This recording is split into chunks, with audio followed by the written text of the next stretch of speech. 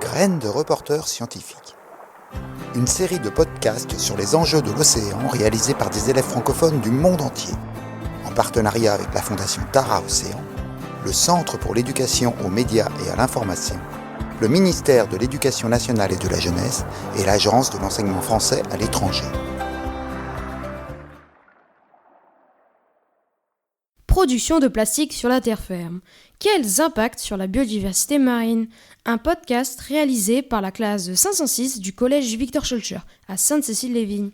Chers auditeurs, bonjour. Bonjour Férouz, de quoi allez-vous nous parler aujourd'hui? Le plastique, c'est fantastique. Le caoutchouc, super doux. Ça vous dit quelque chose? Pas du tout. Ce sont les paroles d'une chanson d'Elmer Footbeat qui est sortie en 1991. Ah, mais vous nous parlez d'un temps que les moins de 20 ans ne peuvent pas connaître. C'est ça, oui. Mais vous savez quoi? Ce groupe de rock a revisité son tube pour le remettre au goût du jour en 2019. Une nouvelle chanson pour soutenir l'association The Sea Cleaners dédiée à la préservation des milieux marins.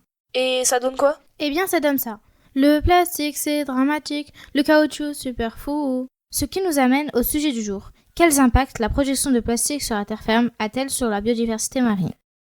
Alors, dites-nous, est-ce que, comme nous le dit la chanson, le plastique c'est dramatique? Tout d'abord, on estime que chaque année, près de 400 millions de tonnes de plastique sont produites dans le monde. C'est-à-dire que si l'on construisait des gratte-ciels avec les déchets plastiques d'une seule année, on pourrait bâtir une nouvelle mégalopole comme New York tous les ans. Et quel rapport y a-t-il entre la production de plastique sur la terre ferme et la pollution des océans? On sait qu'environ 8 millions de tonnes de plastique sont déversées chaque année dans la mer, c'est-à-dire l'équivalent d'un camion poubelle chaque minute. Et d'où provient ce plastique d'après vous?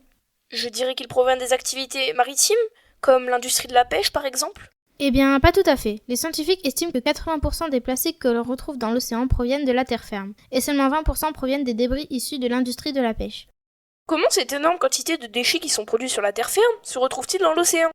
Eh bien, vous savez, si vous jetez par terre un emballage plastique à la montagne, il est probable qu'on le retrouve dans l'océan, car ces déchets plastiques qui errent dans les montagnes, les villes, les forêts, sont transportés par le vent jusque dans les rivières. Et après avoir transité dans les rivières puis dans les fleuves, ils finissent leur course dans l'océan. Je vois, ce sont les morceaux plastiques qui viennent chatouiller nos jambes quand on se baigne en Méditerranée. Il faut savoir qu'il existe deux types de déchets plastiques dans les océans. Ceux que vous voyez vous chatouiller les jambes lorsque vous vous baignez, que l'on appelle les macroplastiques. Ils sont de grosse taille et par conséquent visibles à l'œil nu. Et puis, il y a les microplastiques qui ont la taille d'un grain de riz ou moins, et qui représentent 94% des plastiques retrouvés en mer.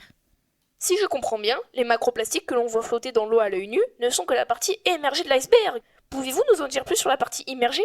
Prenez le cas de l'emballage plastique que vous avez jeté par terre à la montagne. Une fois dans l'environnement, il sera usé et fragilisé au contact du soleil, du vent, de l'eau. Et si on le retrouve en mer, il sera probablement décomposé sous la forme de microplastiques.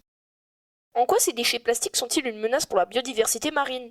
Plusieurs risques ont été identifiés, comme le risque mécanique qui est le plus connu. Des animaux marins se retrouvent coincés dans les macroplastiques ou en ingèrent, et cela menace leur survie.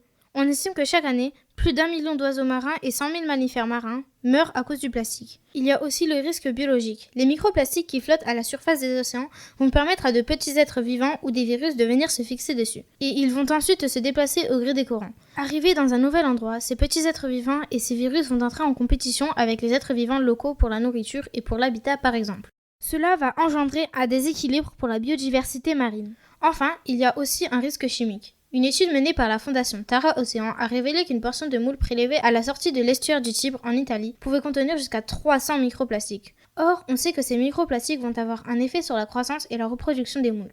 Et cela va avoir un impact sur toute la chaîne alimentaire. Oui, vous avez tout compris.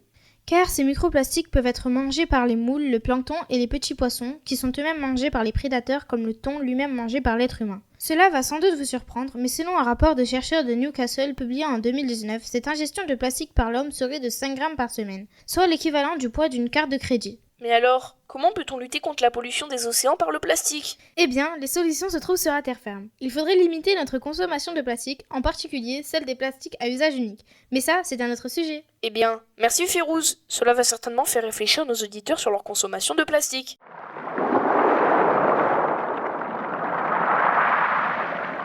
C'était Graines de reporters scientifiques, une enquête sur les enjeux de l'océan.